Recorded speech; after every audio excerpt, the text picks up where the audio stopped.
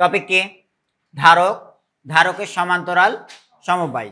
দেখো রোধের সমান্তরাল সমবায় শিখেছিলা, কিন্তু রোধের প্লাস মাইনাস ছিল না, ধারকের প্লাস মাইনাস আছে। তো ধারকের যদি এরকম হয় যে প্লাস প্রান্তগুলোকে এক জায়গায় যুক্ত করেছো আর 5টা ধারক নিয়ে ধরে নাও মাইনাস প্রান্তগুলো এক জায়গায় করেছো, তাহলে তাকে বলবো সমান্তরাল সমবায়। দেখো এইরকম, এটা একটা ধারক, এ ধারকের ধারকত্ব ধরে নিলাম C1, তারপরে আরেকটা ধারক দিলাম এখানে, এই ধারকের ধারকত্ব ধরে নিলাম C2, ঠিক আছে, C2। আরেকটা ধারক দিলাম, এই ধারকের ধারকত্ব ধরলাম C3, ওকে। এই 3টা ধারকের এবার ধরে নাও যে এটা এ ধারকের প্লাস পাত, এটা মাইনাস, এটা প্লাস, এটা মাইনাস, এটা প্লাস, এটা মাইনাস, বুঝলে? 3টা প্লাসকে যদি এক জায়গায় জড়িয়ে দিই, ধারক যেভাবেই রাখো, এলোমেলো ফেলে রেখেছো, কিন্তু 3টারই ধনাত্মক পাতকে একটা তার দিয়ে জড়িয়ে দিলাম, আর 3টার ঋণাত্মক পাতকে একটা তার দিয়ে জড়িয়ে দিলাম, তাহলে এটা হয়ে যাবে সমান্তরাল সমবায়। তাহলে কি করব আমরা? এই যে কানেক্টিং ওয়্যারগুলো এই 3টাকে নিয়ে এসে এক জায়গাতে জড়িয়ে দিই, নাকি বলো? এটা দিলাম, তারপরে এখানে দিলাম, এখানে দিলাম, এই তারটা বাড়িয়ে দিয়ে এখানে নিয়ে গেলাম, এটা নিয়ে গেলাম। এত সোজা কেন? ঠিক আছে, তাহলে এই পয়েন্টকে যদি আমি বলি এ, এই পয়েন্টকে যদি বলি বি, তাহলে 3টি ধারকের দেখো প্লাসগুলোকে, ধনাত্মক পাতগুলোকে এ বিন্দুতে আর ঋণাত্মক পাতগুলোকে বি বিন্দুতে যুক্ত করে দিয়েছি, এটাকে বলবো সমান্তরাল। ঠিক আছে, শ্রেণী তো গত দিনে দেখেছো। এখন এই পাতের এই জায়গাতে যদি একটি ব্যাটারি দিয়ে দিই, এটা কি 4 নাম্বার ধারক? এটা ব্যাটারি, তাই না? ব্যাটারির ক্ষেত্রে আমরা জানি সিম্বলটা হচ্ছে দুটো পাত দেখা যাবে, মানে দুটো লাইন কিন্তু ছোট বড়, আর ধারকের ক্ষেত্রে সমান সমান। ওকে, যদি ব্যাটারির দুই প্রান্তের বিভব পার্থক্য ভি হয়, অর্থাৎ সবগুলো ধারকের দুই প্রান্তে আমি কত ভোল্টেজ ডিফারেন্স রেখেছি? ভি। একটা জিনিস মনে রাখবে, চলতড়িৎ যখন পড়াবো, তখন কিন্তু ওইটা আমরা বিভব বিভাজন আর হচ্ছে প্রবাহ বিভাজন নীতি পড়াবো। তো প্রবাহ বিভাজন নীতি, বিভব বিভাজন নীতি ওইখানে শিখবা। আজকে শুধু মাথায় রাখবা যে সমান্তরালে যতগুলো উপাদান থাকবে, এটা রোধ হোক অথবা ধারক হোক, মানে রেজিস্ট্যান্স হোক আর ক্যাপাসিট্যান্স হোক, সমান্তরালে যদি থাকে তাহলে আমরা সব মিলিয়ে সোর্সের যে বিভব পার্থক্য, এটা যদি 12 ভোল্ট হয় কোনোভাবে, তাহলে এই পরিমাণ বিভব পার্থক্য প্রত্যেকটার মধ্যে পাবা। তাহলে সমান্তরালে যুক্ত C1 এর দুই প্রান্তে বিভব পার্থক্য কত? 12। এটার মধ্যে 12, এটার মধ্যে 12। চলো তড়িতে গিয়ে ওই প্রমাণটা দেখবা। ওকে, তাহলে আপাতত আজকে মেনে নাও যে সবগুলোর মধ্যে বিভব পার্থক্য কত হবে? 12। দ্যাট মিন সোর্সের ভোল্টেজের সমান, এখানে যত ততই। তাহলে আমি সব মিলিয়ে C1 এর মধ্যে বিভব পার্থক্য পাবো 12 বা ভি, C2 এর মধ্যে বিভব পার্থক্য পাবো ভি, C3 এর মধ্যে বিভব পার্থক্য কত পাবো? ভি। হ্যাঁ, আমাদের হাতে একটি সূত্র ছিল Q = CV, ছিল তো? Q = CV। দেখেন তো,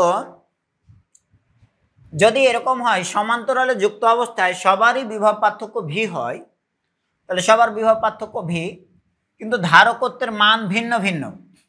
তাহলে ধারকত্বের মান যদি ভিন্ন ভিন্ন হয়, C1 এর পরিমাণ আলাদা কিন্তু ভি এর মান একটা আছে, তাহলে তার জন্য চার্জের মান যদি Q1 হয়, C2 এই পরিমাণটা আলাদা, তাহলে বলো তো এই আলাদা পরিমাণ আর ভি গুণ করলে কি ওই একই সমান চার্জ পাবা?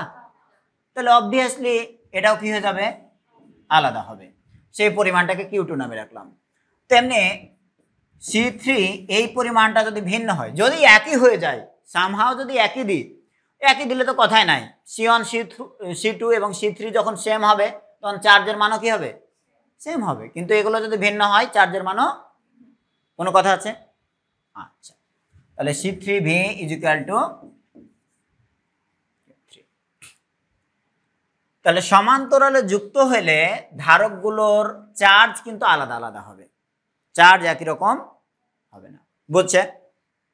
নাও গল্প যেটা যে টোটাল দুই প্রান্ত এ আর বি এর মধ্যে বিভব পার্থক্য কত, 12 ভোল্ট বা ভি, টোটাল বিভব পার্থক্য কতটুকু, ভি পরিমাণ। তো এই অবস্থায় আমি যদি বলি যে টোটাল বিভব পার্থক্য ভি, এই অবস্থায় আমার টোটাল দেয়া চার্জের পরিমাণটা কিউ, আর এই তিনটা ধারককে সমান্তরালে না দিয়ে এ আর বি পয়েন্টের মধ্যে যদি একটা ধারক দিতাম, এ আর বি পয়েন্টের মধ্যে কি দেব, একটা ধারক।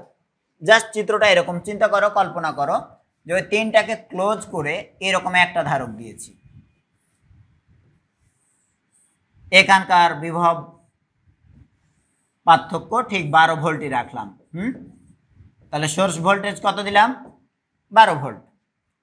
আর তিনটার বদলে জাস্ট এটা ধরে নাও এ পয়েন্ট আর এটা ধরে নাও বি পয়েন্ট, এ আর বি এর মধ্যে একটা ধারক লাগিয়ে দিয়েছি, সে ধারকের নাম দিলাম C(P). যদি এরকম হয়ে থাকে যে তিনটার জায়গায় একটি লাগিয়ে রেজাল্ট সেম পাচ্ছি, সার্কিটের আদার্স ফিচারগুলো সব কিছু ঠিক থাকছে, তাহলে এই C(P) বা এই সিঙ্গেল ধারককে বলবো এ তিনটার সমতুল্য, এ তিনটার সমতুল্য। ঠিক আছে? সমান বলতে নিষেধ করেছি, যোগফল বলতে নিষেধ করেছি, কি বলবো, এটা সমতুল্য। ওকে, এ তিনটা মিলিয়ে যে কাজ করছিল সমান্তরাল অবস্থায়, এ একটা মিলিয়ে সে কাজ করছে।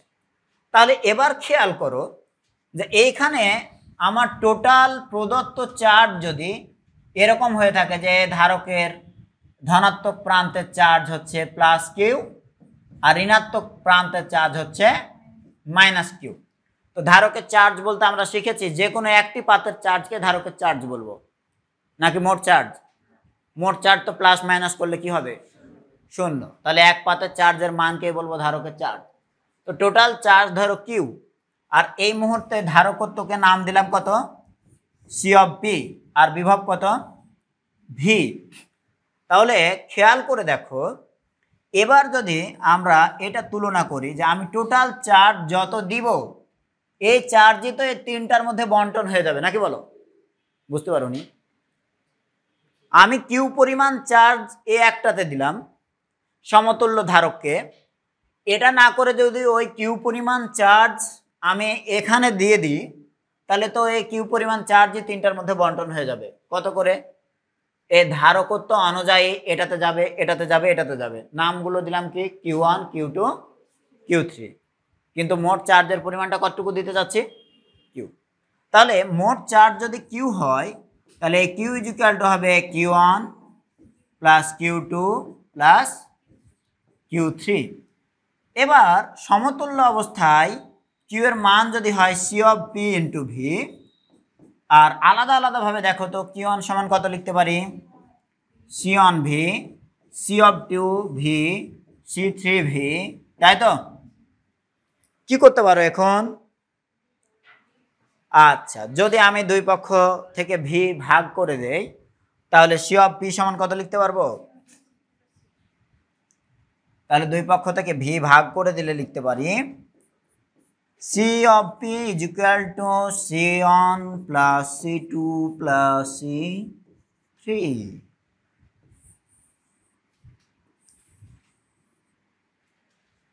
তুল্য ধারকত্ব হবে ধারকত্বগুলোর যোগফলের সমান। হয়েছে? এটা হয়ে থাকলে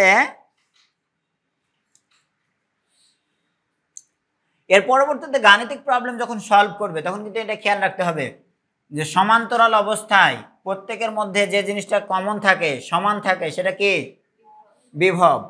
আর শ্রেণী অবস্থায় প্রত্যেকের একটা জিনিস সমান ছিল, কি, চার্জ। একটাতে যা দিবা আরেকটাতে তাই। বুঝলে তো? শ্রেণীতে চার্জ সংরক্ষিত থাকে আর সমান্তরালে ভোল্টেজ সংরক্ষিত থাকে। এই দুটো জিনিস মাথায় রেখে সার্কিট সলভ করতে হবে। হ্যাঁ, ওকে, আচ্ছা।